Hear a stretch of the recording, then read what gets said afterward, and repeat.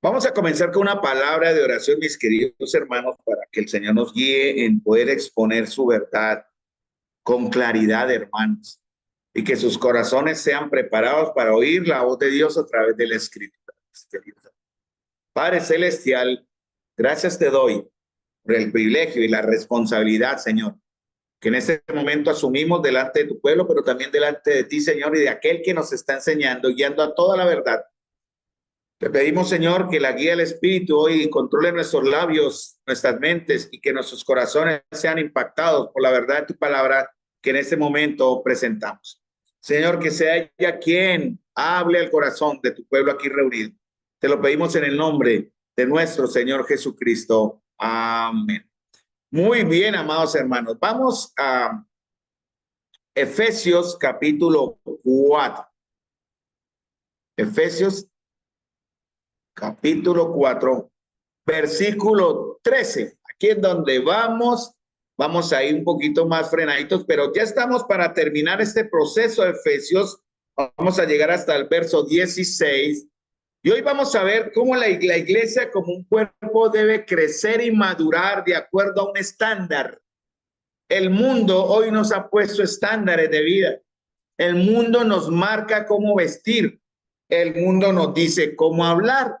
El mundo nos dice cómo desarrollarnos en familia, cómo educar a nuestros hijos, por ejemplo, o cómo ver la cosmología del mundo de acuerdo a nuestra propia forma de ver las cosas. Él quiere acomodarnos para que lo veamos, todo lo que significa el mundo y quien está detrás del mundo, de una forma no peligrosa, no amenazante a nuestra fe.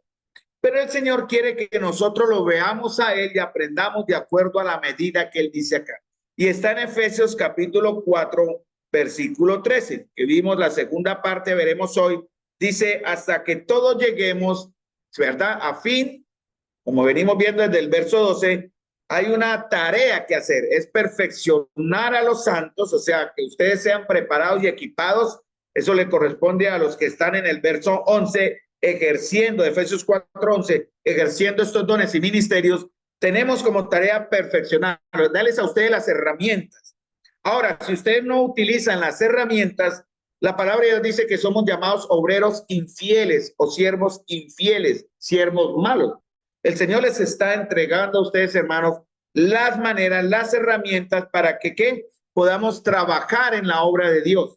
Algunos piensan que el servicio en la obra de Dios son, claro que sí, para los que han sido llamados de una manera específica y de más tiempo, pero hablando del término diaconía o diáconos o servicio, todos en el cuerpo de Dios tenemos que aprender a servir. Entonces, los santos deben ser perfeccionados. Se les da la herramienta. Dice en el verso 12, para la obra del ministerio. ¿Y para qué? Hay un propósito, una dirección, dice, perfeccionar a los santos para alcanzar ¿qué? La obra del ministerio, ¿no? Alcanzar eso y que lleguemos, hermanos, a ser edificados como iglesia. Ese es el propósito del servicio, ¿no? Para eso trabajamos acá todos. Al congregarnos, mis amados hermanos, estamos trabajando para que el cuerpo de Cristo, la iglesia, se edifique, crezca, se forme.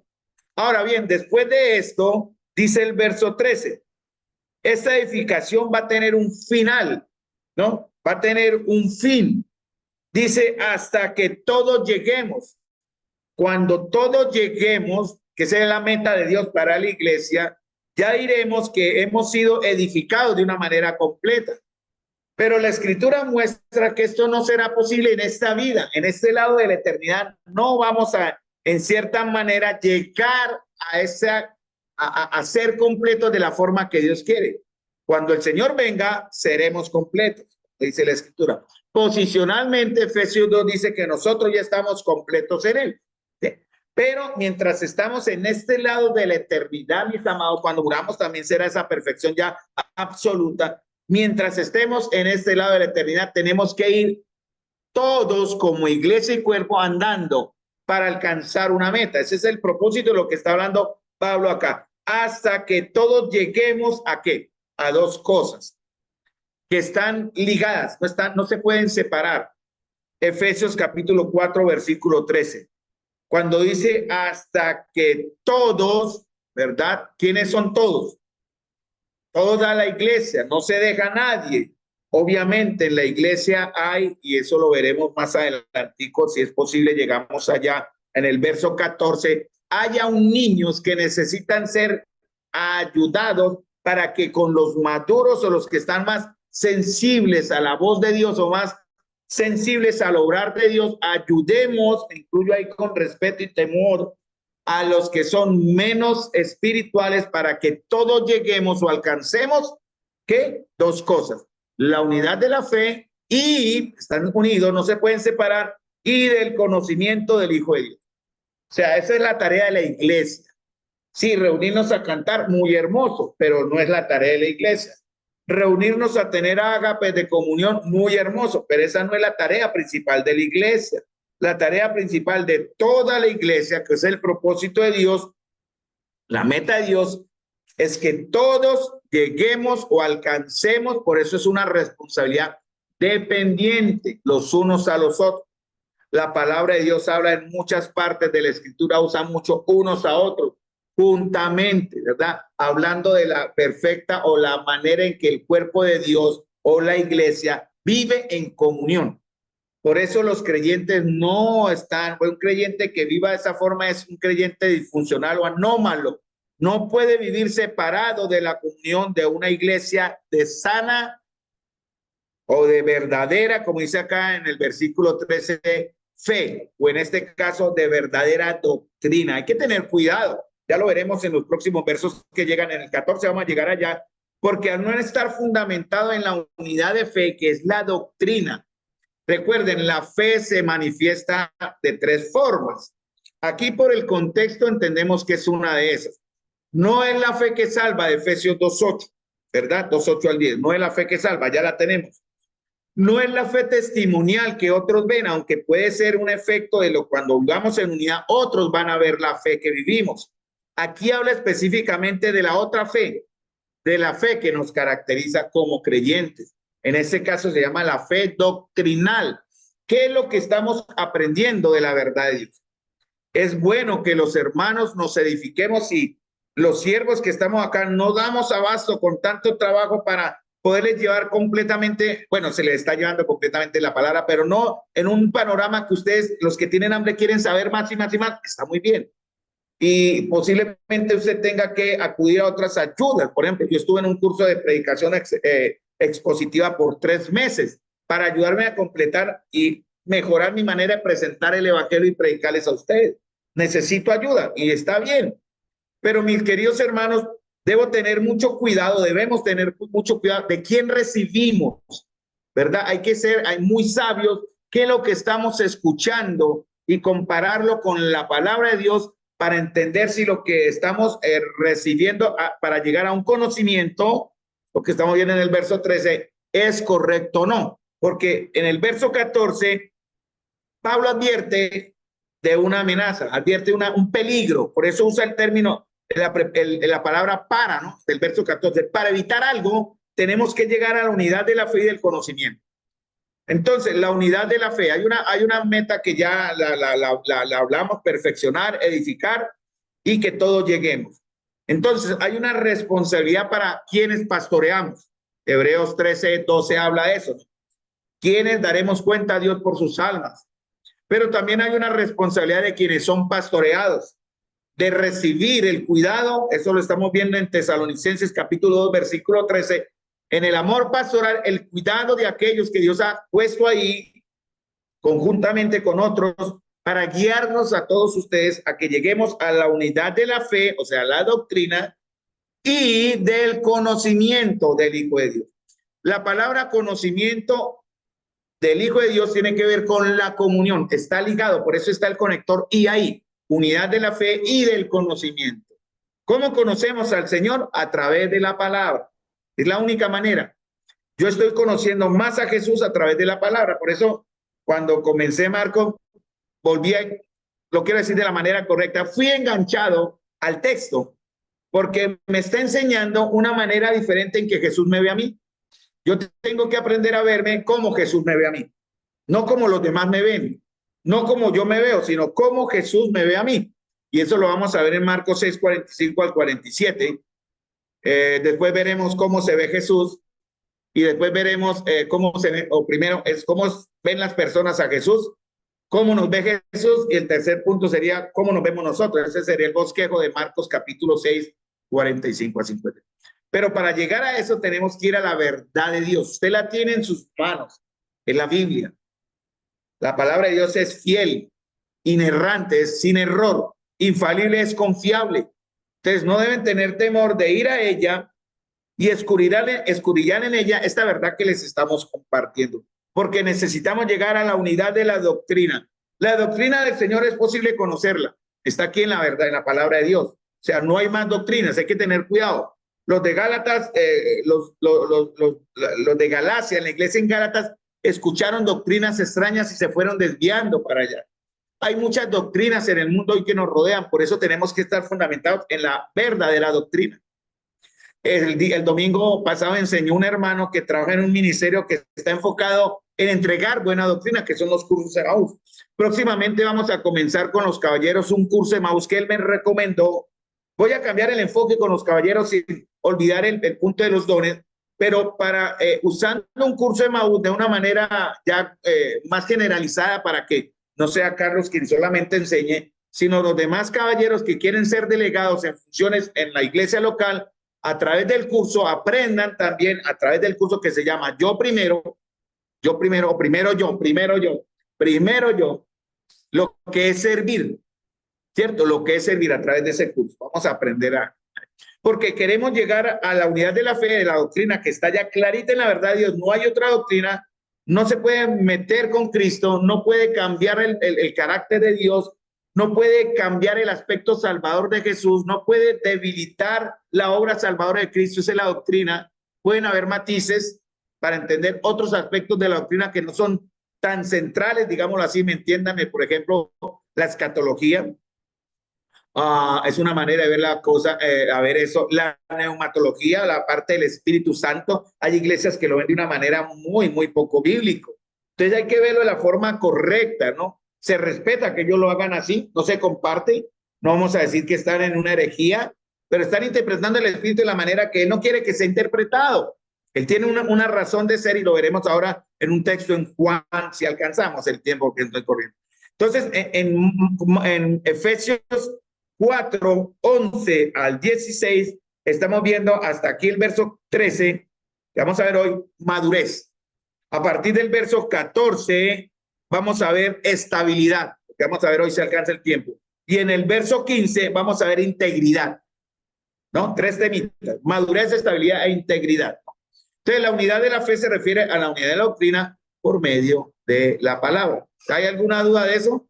Pero que no, porque es la única forma en que podemos llegar a entender la verdadera fe, la cual nos hace, dice en Judas, la fe que fue dada a los santos, de la cual debemos defender, dice, contendáis ardientemente por la fe que fue dada a los santos. Para eso, hermanos, tenemos que entender nuestra fe. No que lleguen los mentirosos por ahí y enganchen a los hermanos hablándoles mentiras. Llega un mentiroso de otra secta a acercarse a la comunión, uno con respeto le entrega un tratado y lo saca. Porque la Biblia dice, con tal ni a unos juntéis, no coman con ellos que vienen con una doctrina extraña, no se junten con ellos. Y hay que tener cuidado. Si usted no está fundamentado en la unidad de la fe doctrinal por medio de la palabra, puede ser envuelto, como dice en el verso 14, ¿no? Ser llevado de un viento de doctrina. Por eso habla de la unidad de fe en la doctrina. Pero eso se va a fundamentar, hermano. ¿Qué tanto estamos conociendo al Señor? Pablo no nos está enseñando que fabriquemos la unidad. Algunos han querido, y de pronto en ese error cayó esta asamblea en un momento en el pasado, de querer fabricar la unidad por medio de muchas cosas. No, la unidad ya la tenemos. La palabra de Dios dice en Efesios 4, solícitos en guardar la unidad del Espíritu. Ya la tenemos, el Espíritu la dio, pero tenemos que trabajar en ella, ¿no? No para fabricarla, sino para mantenerla. Y esta unidad de la fe, que habla aquí en Efesios 4:13, que es la doctrina, estoy repitiendo muchas palabras, tiene que ver con lo que el Espíritu Santo hace y que vamos a ver en unos texticos ahorita que lleguemos allá en Juan 14, 26 y en Juan 16, 13 y 14 rápidamente. Esto solo es resumen del resumen. ¿Cuál es la razón entonces, amados hermanos, de llegar a la unidad de fe doctrinal y a partir de ahí de conocimiento del Hijo de Dios? La palabra conocimiento que está aquí en Efesios 4:13, en español se traduce igual. En griego hay dos sentidos. Por ejemplo, en el español creo que son los sinónimos, ¿no? Palabras que suenan igual, ¿no? Hay otras que son que se escriben igual, ¿cómo es? Casa o casa, casa de casar o casa de vivienda, ¿cierto? En el español se entiende, porque la gramática lo dice. En el griego no, hay que tener entonces mucho cuidado en ese aspecto de entender. La palabra aquí conocimiento en español, en griego es un conocimiento profundo, porque hay un conocimiento de saber, que es el gnosis, por eso existen por ahí unos mentirosos llamados los gnósticos, ¿no? Eso fue creado por un colombiano aquí en Colombia, Samael Aumbeor, que ya murió, estará en el infierno ese señor, pero él tiene un grupo que lo sigue, los gnósticos. Quieren conocer a Dios por medio de la razón, ¿no? Por medio, bueno, y otras cosas ahí muy extrañas, no vamos a entrar ahí. Pero el Señor quiere que a través de la unidad de la fe, la doctrina, de la palabra, lleguemos al conocimiento, o sea, la palabra que es epignosis, es diferente, que es conocimiento profundo. Por ejemplo, yo conozco a mi esposa. ¿De qué manera la conozco? No como gnosis. Yo la empecé a conocer en una gnosis, si me entiende la idea. Pero después de casados, llegando a ser una sola carne en la unidad del vínculo matrimonial, sexual, emocional y otros aspectos de la vida de matrimonio, nos hemos llegado a conocer de una manera profunda. Esa es la idea que da Cristo en Efesios capítulo 5, cuando da el ejemplo de la iglesia y Cristo como esposo. Él quiere que su esposa lo conozca a él de una manera profunda. Pero ¿cómo lo vamos a conocer, hermanos, si no estamos trabajando en eso? No es solamente leer la Biblia y hablar de un Jesús, como dice la Biblia, sino entender qué piensa Él y qué quiere para nosotros. ¿Y cuál es la idea de esto, hermanos? Cuando llegamos a tener comunión con el Hijo de Dios, esa comunión, doctrina y comunión, se van a reflejar. Eso contamina. Cuando estuvimos en pandemia, usamos el tapabocas para no ser contagiados, ¿cierto? Ahora aquí no debemos usar tapabocas, en cierta manera, tenemos que contagiarnos de lo bueno, no de lo malo, ¿no? Sed imitadores de mí como yo de Cristo. Ser imitadores de Dios como hijos amados, eso lo vimos Efesios capítulo 5, versículo 1 y 2, y andad en amor así como Cristo nos amó, que nos enseñó el hermano Gilberto el sábado de Efesios 5, 1 y 2, sobre cómo copiar, cómo imitar a Dios, pero mirando a Cristo, a través de Cristo. Por eso vamos a ver el curso Primero Yo, para entender a ver a Cristo con los ojos no humanos, sino con los ojos de la palabra y de la fe. Entonces, cuando alcanzamos unidad de fe, o sea, doctrina, y llegamos a conocer al Señor, eso es por la palabra, la oración. ¿Qué otra forma nos dan la Biblia para conocer a Jesús? ¿Qué otra forma nos da la Biblia para conocer a Jesús? Ya la dije, la comunión, bueno, la comunión, pero ¿cómo? Espera, aclaremos. Congregado, sí, me faltó eso, gracias Elena y Silvia. Es que aquí habla de la comunión que yo tengo con Él, y eso se refleja en la comunión que mostramos congregándonos, amados hermanos. Congregándonos. ¿De qué otra manera vamos a conocer a Jesús? A través de su palabra, a través de los hermanos vamos a conocer a Jesús. Entonces, cuando eso se completa o llega a un nivel, sucede lo que dice en el verso 13, dice, a un varón perfecto a la medida de la estatura. Cuando se habla de estatura es crecimiento y obviamente aquí tiene que ver con madurez. Entonces, ¿qué tiene que alcanzar la iglesia? Atentos acá. ¿Qué tiene que alcanzar la iglesia? Tres cosas. ¿Me ayudan? Primera, eso es antecito, devuélvase la otra. Esa es la segunda. Miguel dijo la segunda. Perdón, Miguel dijo la tercera. ¿Cuál es la primera? Unidad de fe o doctrina. ¿Cuál es la segunda? Conocimiento o comunión con el Hijo de Dios. ¿Y cuál es la tercera? Que dijo Miguel, crecimiento, ¿cierto? Crecimiento, que es llegar a ser varón. Eso se llama madurez. Atentos acá, por favor. Madurez. Y se refiere a esa madurez que es tanto individual como colectiva, hermanos. Colectiva. Porque estamos hablando de la iglesia como un cuerpo. Por ejemplo, leo textos. Miren 1 Corintios 2:6, si lo leo. Dice, Pablo habla con seguridad y él es un hombre con luchas, pero dice, sin embargo, y él dice, hablamos sabiduría entre los que han alcanzado sabiduría. Entonces, la madurez se muestra en qué, cómo hablamos. ¿Cómo habla usted? ¿Con gracia o sin gracia? ¿Con oscuridad o con luz? ¿Sí? A veces se habla así, ¿no? ¿Cómo hablamos nosotros? Hoy en la fila, tuve un encontronazo, pues no fue de pelea, obviamente, yo no soy para eso, pero a mí me hablaron con oscuridad en la fila y yo hablé con luz. Si me entienden, no voy a dar detalles, pero algunos estresados por ahí me hablaron con oscuridad, no voy a repetir palabras. Me hablaron, va el carro, viejo, va. Yo me quedé como el carro. Pero yo hablo con luz. Entonces, hermanos, hablamos madurez, mostramos madurez en cómo hablamos y qué hablamos.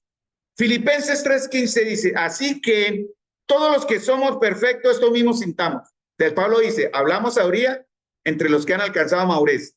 O sea, él se considera ya maduro, ¿cierto? Pablo dice en Filipenses 3:15 también, considerándose maduro. Los que somos, ¿qué? Perfectos. Pablo dice, yo soy perfecto en ese aspecto. ¿Por qué? ¿Qué dice el verso? Dice, así que todos los que somos perfectos, esto mismo sintamos.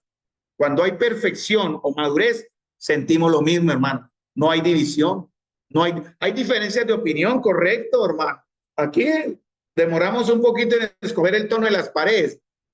¿Quiere el blanco? ¿Pero blanco qué? ¿Cuántos blancos hay, Héctor? Héctor puede sacar el catálogo, blanco hueso, blanco mate, blanco con negrito, blanco con gris. Blanco de todos, pero ¿cuál fue este? ¿Blanco hueso o Héctor? Blanco puro. Bien, listo. ¿Sí me entienden el ejemplo? Hay diferentes blancos. Pero cuando llegamos a la unidad, la madurez se muestra en lo que sentimos. No puede haber división entre nosotros, no hay discordia, no puede haber, porque se está partiendo el cuerpo de Cristo, hermano, Filipenses 3:15. Eso es cuando alcanzamos madurez. Tal vez no lo hemos alcanzado, ¿no? Por eso debemos trabajar en eso. Hebreos 5:14. Pero el alimento sólido es para los que han alcanzado madurez, para los que por el uso tienen los sentidos ejercitados en el discernimiento del bien y el mal. ¿Cómo alcanzamos? Mostramos madurez según Efesios 5:14. En el 1 Corintios 2:6, ¿cómo hablamos y qué hablamos? En Filipenses 3:15, ¿cómo sentimos? Y en Hebreos 5:14 es cómo nos ejercitamos. Porque Pablo dice, el alimento sólido es para los que han alcanzado madurez. ¿Y cómo se muestra quién ha alcanzado madurez?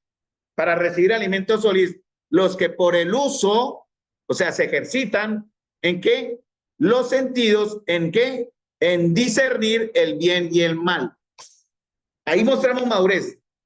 ¿Cómo sabemos cuando estamos en los dones? Hay un don de discernimiento. Necesitamos hermanos con don de discernimiento. Y el discernimiento es esa capacidad que da el Señor de entender. No es un milagro, es un don. Que cuando usted está hablando con alguien puede comprender de una manera que el Señor da si esa persona está espiritualmente bien o mal. A veces en la consejería necesitamos hacer un trabajo de 2 o 3 sesiones para entender si la persona está bien o mal, para hasta, si ella no dice, entender por ahí. Pero el que tiene el don del discernimiento lo entiende de una vez. Aquí hay un problema, hay que atender esto, ¿sí? Pero Pablo dice, el alimento sólido es para los que han alcanzado la madurez. ¿Quiénes somos? ¿O quiénes son? Los que nos ejercitamos en el discernimiento del bien y el mal. Ahora, si yo no tengo el don, ¿cómo me ejercito en el discernimiento del bien y el mal? Dice, los que tienen por el uso, o sea, se hace como una disciplina, los sentidos ejercitados en el discernimiento, en separar lo bueno de lo malo. ¿Cómo lo hacemos, hermanos? Muy bien, Silvia, a través de la palabra, hermanos. Aquí me dice qué tengo que hacer y qué no tengo que hacer. Ahora, si usted no lo hace, ¿de quién es la responsabilidad? Suya.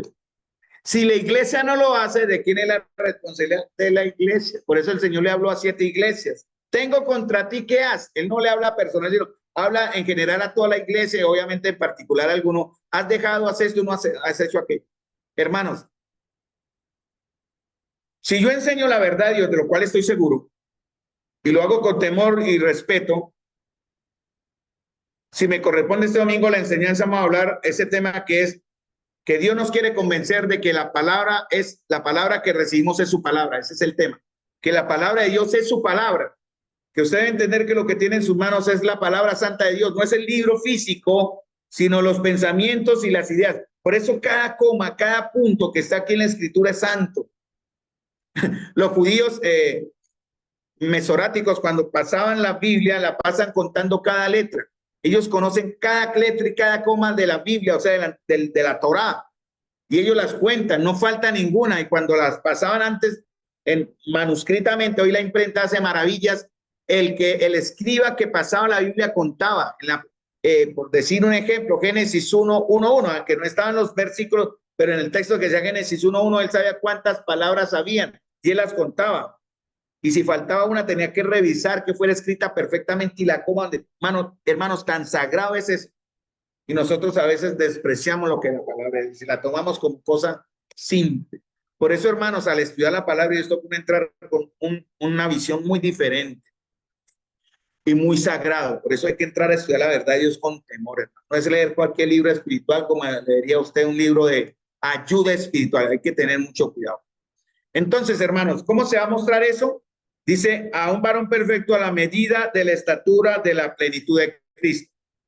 Cristo es la cabeza, ¿cierto? En él habita corporalmente toda la plenitud de la deidad, dice en Colosenses, o habita la plenitud de Dios, dice en Colosenses 1:19. Como Cristo tiene la plenitud de Dios, ya sabemos qué es lo que tiene Cristo, ¿no? La plenitud de Dios, ¿cierto? Cristo está completo en Dios, dice en Colosenses también. Pero eso nos dice lo que tiene Cristo, pero también nos muestra lo que nos falta. Eso le falta a la iglesia, a su cuerpo. La iglesia debe alcanzar el completo desarrollo que le corresponde de acuerdo a la medida de la cabeza.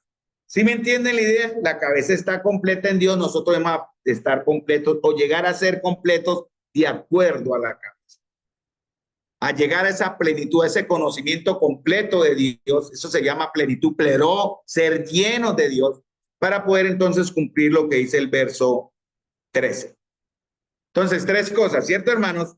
Unidad de fe, dos, comunión, unidad de fe, doctrina, comunión con el Hijo de Dios o conocimiento del Hijo de Dios. Y tercero, madurez, crecimiento, hermanos. Eso es. Ahora, cuando dice hablar a la estatura de la plenitud de Cristo, hay dos palabras, y yo voy a pasar ya al verso 14 como introducción para el próximo jueves. Pero tenemos que entender dos cosas. A la medida de la estatura de la plenitud de Cristo, tenemos que aprender de Cristo cómo anduvo. Eso nos lo enseñó el hermano a Gilberto el sábado en Caballero, Efesios capítulo 5, versículo 1. Sed pues imitadores de Dios como hijos amados y andad en amor, como también Cristo nos amó. Ahí en esos dos versos, hermanos, cuando terminó la reunión, oremos de rodillas y nadie, hermanos, todo fue automático, al piso caímos. Ninguno se tuvo en pie y eso fue guiado por el Señor. Hasta don Ramirito cayó de rodillas ahí. Porque el Señor estaba mostrando que la única manera, hermanos, de conocer directamente al Padre es entender quién es Jesús y conocer a Jesús verdaderamente de una manera íntima. Este sábado tenemos vigilia. Les invito, hermanos, para que nos acerquemos para conocer en la comunión de la oración de los santos más al Señor de una manera profunda. Que cuando oremos podamos arrodillarnos, pero de corazón, con temor ante Él. Fue increíble cuando el hermano lo dijo y yo, la verdad que me estamos mirando cuando él dijo, pero de rodillas, nadie lo dudó, hermano, era como si nos hubieran tumbado a todos, eso fue automático. Fue tan hermoso ver que todos caímos ahí de rodillas. Creo que una hermana subió, ¿no?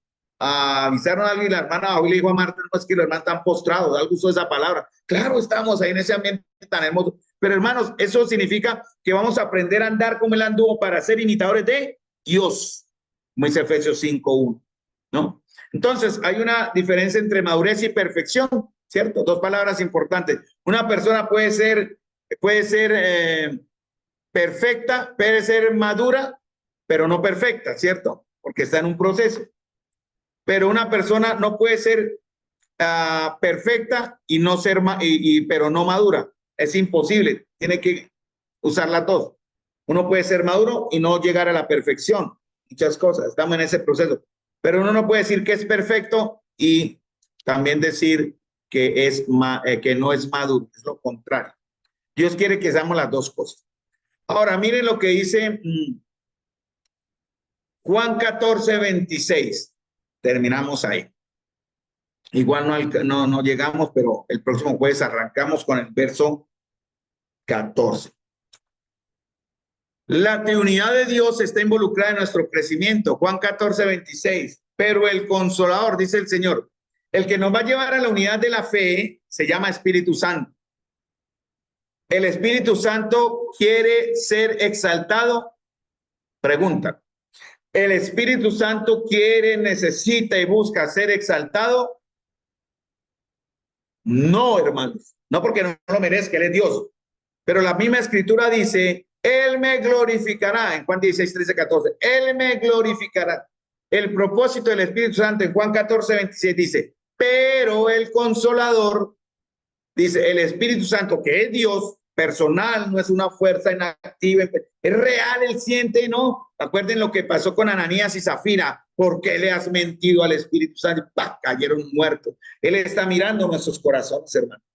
No morimos por su gracia, por su misericordia, porque en realidad el Espíritu Santo no nos ha quemado por impíos y por hipócritas o por falsos, ¿no? Gracias a Dios aquí no pasa eso, o espero que no esté pasando. Dice, pero el Consolador, el Espíritu Santo, ¿a quien el Padre enviará?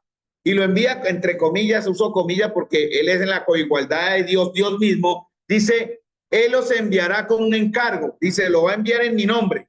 O sea, está el Espíritu Santo, que es enviado por el Padre, para que hable ¿de quién? De Jesús.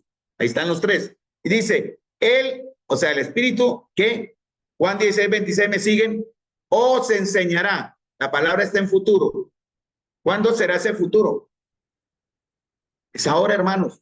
En ese momento la escritura no había sido completada y por eso el Señor les dice a sus discípulos, próximo vendrá el Espíritu Santo y Él les va a enseñar lo que ustedes van a poner. Se llama el fundamento de los apóstoles. Está aquí en la Biblia, de Efesios capítulo 2, versículo 20. Él os enseñará que todas las cosas, pasado, presente y por venir. Por eso no hay que asustarnos cuando alguien habla de la escatología, de que el mundo se va a acabar, ¿no?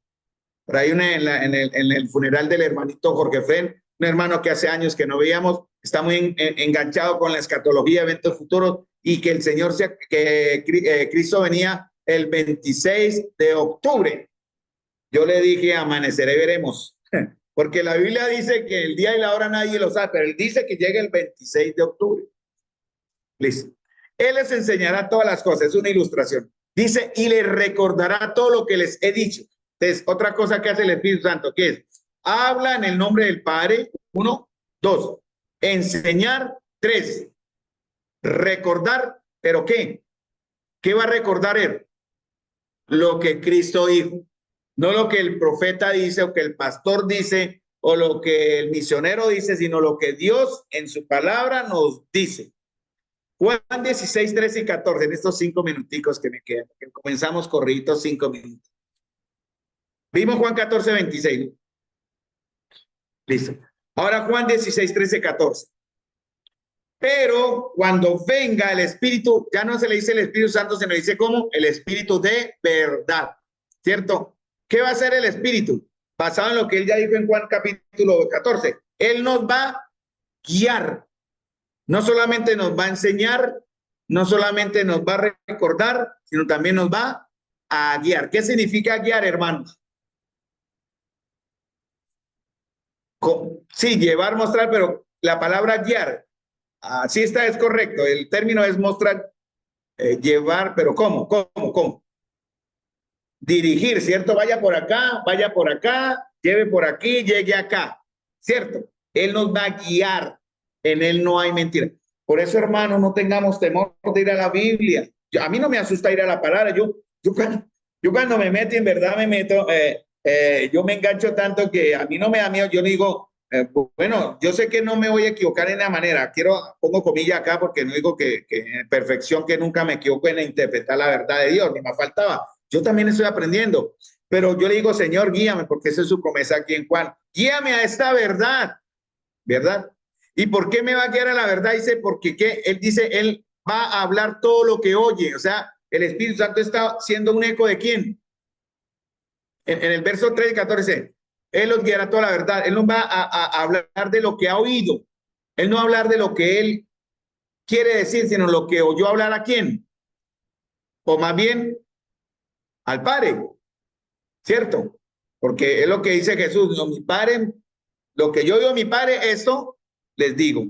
Eso está en Juan 17. El Espíritu Santo lo que ha oído del Padre y del Hijo, eso nos va a enseñar. Por eso, hermanos, cuando entramos a esta verdad, debemos de hacerlo con mucha reverencia, hermanos. Por eso, cuando no hay reverencia a la palabra de Dios, hermanos, algo pasa en la fe de ustedes. Cuando no hay deseo de buscar al Señor para crecer en esa unidad de fe y conocimiento, hay un problema en ustedes. Les ruego en el amor del Señor que miren qué pasa. Puede haber también un problema en mí cuando yo pierdo interés por la palabra. Dice, ¿por qué? Juan 16, 3, 14. Porque Él nos va a guiar a la verdad, pero Él no va a hablar de lo que Él quiere, sino lo que hablará todo lo que oyere. ¿Qué nos va a hablar? Dice el siguiente, lo que sigue. Os hará saber las cosas que habrán de venir. Y nos está mostrando acá. ¿Qué es lo que había de venir? Por ejemplo, eso que aprendimos, que la iglesia es un cuerpo. Pablo dijo, les voy a enseñar un misterio. En Efesios 3 dice, les voy a mostrar un misterio que Dios me reveló a mí. Yo les muestro un misterio escondido. ¿Qué la iglesia es esto? Y termina con el texto en Efesios 3, 3, me perdió por acá, lo tenía resaltado, que la iglesia es un cuerpo. En 2, 20, 22, 2, ahí por ahí está, se me perdió, perdón, no lo resalté, pero está aquí en Efesios, porque fue cuando Pablo reveló el misterio de la cual él había sido partícipe. Os hará saber todas las cosas. Y él nos va a dar ese conocimiento con un propósito, hermano. Él no nos va a hacer saber, no tengan miedo de saber, hermano. Lleve un estudiante, me pidió el servicio faltando un cuarto para las 6. Entró todo afanado. Puede llegar a las 6 a la UCC. Bueno, si Dios permite, llegamos antes. Yo vuelo ahí por el carril de Metrolínea 100 por hora. Y es que tengo un parcial, me decía. Y el profesor, ahí maldecía el profesor, nos citó a las 6 cuando el parcial era por la tarde. ¿Pero qué? ¿Usted estudió? Le dije yo. Y claro, yo estudiando. Entonces, tranquilo, relájese, ¿no? No se preocupe, ¿no? Va tranquilo porque llega nervioso, todo se le va a olvidar. Pero el Señor aquí nos va a dar un conocimiento, no nos asustemos, hermanos, pero un conocimiento ¿para qué? Miren lo que dice Juan también. ¿Cuál es el propósito de darnos ese conocimiento? Juan 16 lo dice, para que vean el texto. Siempre el texto. ¿Qué dice Juan 16?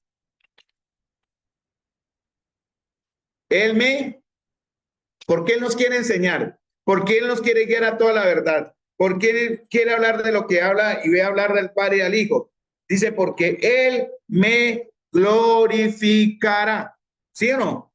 Juan 16, 13 y 14. Él me glorificará porque tomará de lo mío o de lo que oye el Padre también. ¿Y qué? Os lo hará saber. Ahí está la clave, hermano. Esa es la promesa. Hay una forma fácil de ayudarnos a saber. Como les dije, yo tomé un curso de predicación expositiva, pero muy exigente. Doy gracias a Dios por la exigencia. Pero tenemos los cursos de Emaús que nos dan un grado no de exigencia también, obviamente, no quiero menos valorar, pero nos dan la base para que usted le dé hambre de la palabra, hermano. Yo cuando trabajé en la escuela de Emaús, yo aprendí que los cursos, doy testimonio de esto, dan hambre. Por eso vamos a estudiar un curso de Emaús para que nos dé hambre de la palabra. El curso nos da una base sobre la cual nosotros podemos profundizar. Yo aprendí eso y doy gracias a los cursos a Emaús o los cursos de instrucción bíblica que tenemos como ministerio en las asambleas, porque en el caso personal a mí me ayudaron mucho. ¿Por qué entonces no tengo temor de aprender de la palabra? Porque tengo al maestro perfecto. Entonces, hermanos, para el próximo jueves vamos a ver el tema, pues de pronto sí no gastemos solamente ese jueves, sino otro más. ¿Por qué necesitamos la unidad de la fe y el conocimiento del Hijo de Dios? ¿Y por qué necesitamos la madurez que nace de esto? Esa es la palabra, la pregunta. ¿Por qué necesitamos unidad de doctrina? ¿Por qué necesitamos conocer a Jesús de manera íntima? ¿Por qué necesitamos madurez? Es para que, lo que dice en el verso 14, para que ya que no seamos niños. Eso es lo que dice Efesios